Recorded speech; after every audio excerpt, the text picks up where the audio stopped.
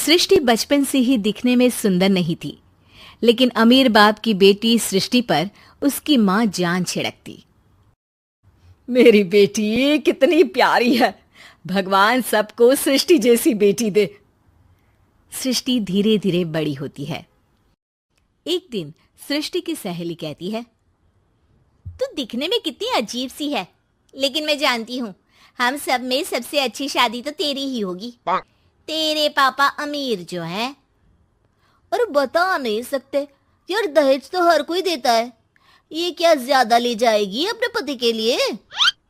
अरे बड़े शहर में कोठी है इसके पापा की। अरे पापा की है ना, कौन सी इसकी है? इसकी होती तब तो कोई भी लड़का इससे शादी कर लेता। अरे पापा की मतलब पापा की है तो मेरी ही है ना? किसने कहा? अब तेरी तो तब होगी ना जब तेरा भाई ना हो। वैसे भी शादी के बाद सारी प्रॉपर्टी भाई के नाम होती है। सृष्टि समझ जाती है कि उसे किसी भी हालत में माँ बाप की सारी प्रॉपर्टी को अपने नाम करना है, लेकिन कैसे?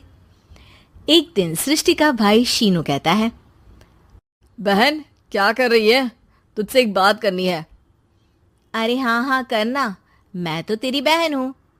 बहन मेरी लाइफ में ना एक लड़की है, बहुत अच्छी है। मैं सोच रहा हूँ माँ और पापा से बात करूँ शादी के लिए। सृष्टि को समझ में आ जाता है कि भाई की शादी होते ही भाभी उसे एक दिन भी घर में बर्दाश्त नहीं करेगी। क्या बात है भाई, बताना कौन है वो?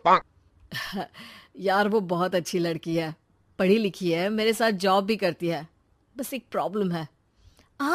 प्रॉब्लम? क्या प्रॉब्लम है भाई? यार वो शादीशुदा है, लेकिन उसके पति ने उसे सिर्फ इसलिए छोड़ दिया क्योंकि उसके माँ बाप दहेज नहीं दे पाए। सृष्टि ये सुनकर न जाने क्यों खुश हो जाती है। अरे भाई तो क्या हुआ, लड़की तुझे तो पसंद है ना? शीनू को लगता है कि बहन उसे समझ रही है। वो इस बात से अनजान होता है कि उसकी बहन की मंशा पूरा घर हड़पने की है। सृष्टि अपनी माँ से कहती है, मम्मी मुझे तो बहुत चिंता है। पता है शीनू क्या कर रहा है? अरे क्या कर रहा है? वो तो काम पर जाता है और वापस घर आता है। नहीं ना माँ, वो यही तो नहीं कर रहा, बाकी सब कर रहा है। आपको पता है उससे प्यार है, और वो भी एक शादीशुदा लड़की से। ये क्या हो गया? मैं सोसाइटी में क्या मुंह दिखाऊंगी? अरे तेरे पापा तो यही कहेंगे कि मैंने ही उसे बिगाड़ दिया है। माँ देखो, मेरी बात मानो, पापा पर भी विश्वास करने की जरूरत नहीं है। अब आप ही बताओ, पापा इतनी देर घर के बाहर रहते हैं क्यों? बोलो।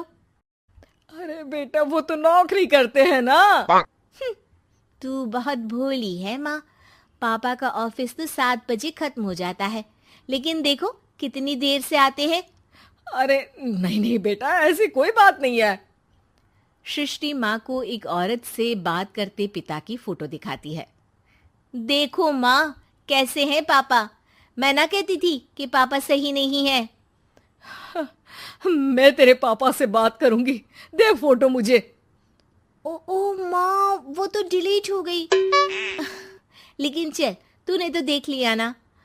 पापा से बाद में बात कर लेना, और हाँ, मेरा नाम बिल्कुल मत लेना। हाँ माँ। अब क्या था, सृष्टि की माँ और पिता के बीच झगड़ा होना शुरू हो जाता है।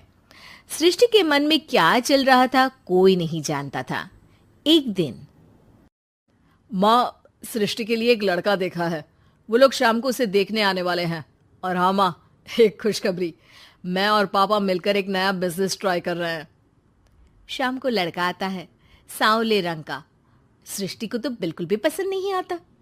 लड़की की माँ कहती है, लड़की का चेहरा तो कोई खास नहीं, लेकिन अगर मेरे बेटे को आप लोग सेटल कर दें तो मैं उसकी शादी आपकी बेटी से करवा दूं।